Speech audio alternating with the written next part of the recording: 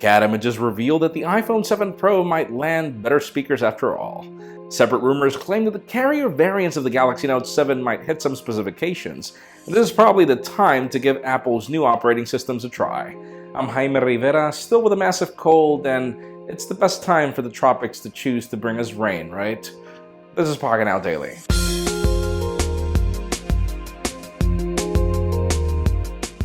The official news today begin with deals. Those of you that are waiting for the new Pebbles but could consider the current ones, well, the Pebble Time Steel, notice, the Steel. Refurb, sadly, but the Steel is currently available on eBay for $89.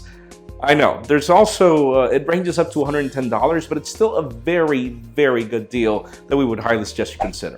Another official news, if you've been considering giving iOS 10 or macOS Sierra a try, this is probably the best time, as Apple has just decided to launch the public beta for these new operating systems.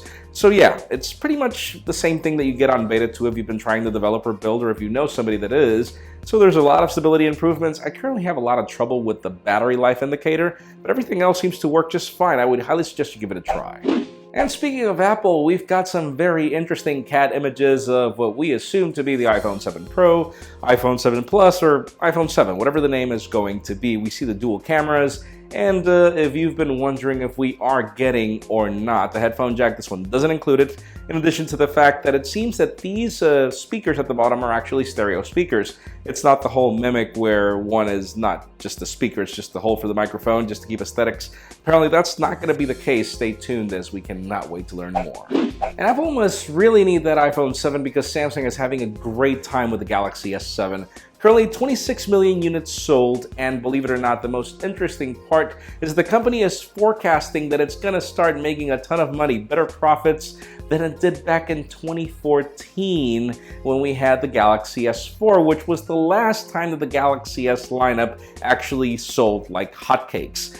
This is great news. The Galaxy S7 is actually a very good phone, up to the point where it continues to be the favorite of most of us, and we cannot wait to see how that forecast ends up landing when it comes to its final results, as we hear a growth of up to 20% in revenue. And finally, the very interesting news today has to do with the Samsung Galaxy Note 7, mainly because there are some very conflicting rumors here. We've heard that we are probably getting the Snapdragon 823 processor in addition to 6 gigs of RAM, but we've got some benchmarks of the apparent Verizon variant, and listen to this, 4 gigs of RAM, Snapdragon 820.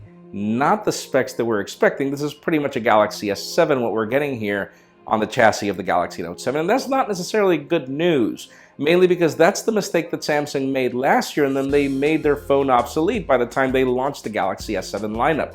So hey, it leads me to the question of the day.